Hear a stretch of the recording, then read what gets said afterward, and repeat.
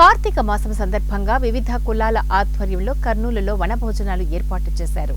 కురవ కులస్తుల ఆధ్వర్యంలో బీరప్ప స్వామి దేవాలయం వద్ద వనభోజనం ఏర్పాటు చేయగా, తెలుగు కులస్తుల ఆధ్వర్యంలో గంగమ్మ దేవాలయం వద్ద వనభోజనాలు ఏర్పాటు చేశారు. కురవ వనభోజన కార్యక్రమానికి రాష్ట్ర కురవ కార్పొరేషన్ చైర్మన్ దేవేంద్రప్ప పాల్గొన్నారు.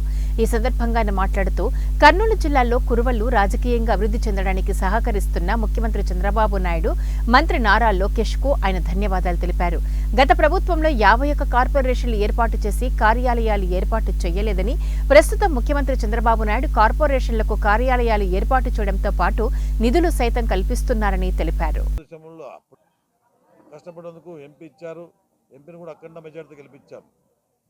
మీరు ఆలోచించండి, ఈరోజు ప్రతి నియోజకవర్గం ఎమ్మెల్యేకి కింద మాకు ఎక్కువ మెజార్టీ వచ్చింది. ఆ నియోజకవర్గం తీసుకోండి, ఒక కర్నూలు 1000 తప్ప మిగతా అన్ని 6 నియోజకవర్గాలు అందుకని ఎక్కువ వచ్చాం. ఇప్పుడు గుర్తింపు పెట్టారు మన ఈ కర్నూలులో కురుబోళ్ళు ఎక్కువ ఉన్నారు, కురుబోళ్ళు మేము ఇన్ని రోజులు మేము గ్యాదర్ చేయలేదు అని ఎంత ఈరోజు మమ్మల్ని దృష్టి పెట్టి ప్రతి 2 సార్లు అనంతపూర్కి కురుబ కార్పొరేషన్ చైర్మన్ అనంతపూర్కి ఇచ్చారు. మన తెలుగుదేశం పార్టీ అప్పుడు ఫస్ట్ స్టార్ట్ చేసింది తెలుగుదేశం పార్టీ కురుబ కార్పొరేషన్ చంద్రబాబు నాయుడు గారు. ఆయన లాస్ట్ మూమెంట్లో సబితమ్మకి ఇచ్చారు. ఆయమ్మ ఇప్పుడు క్యాబినెట్ హోదా బీసీ వెల్ఫేర్ మినిస్టర్గా నిలబడింది. ఆయమ్మ తర్వాత వైసీపీ కూడా అనంతపూర్కి ఇచ్చారు.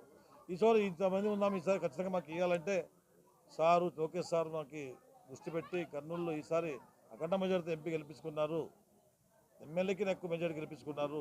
ఖచ్చితంగా వాళ్ళకి ఇవ్వాలని ఈసారి నాకు ఇచ్చినందుకు ఈ జిల్లా కురుబ సంఘం అందరికీ రుణపడి ఉంటా.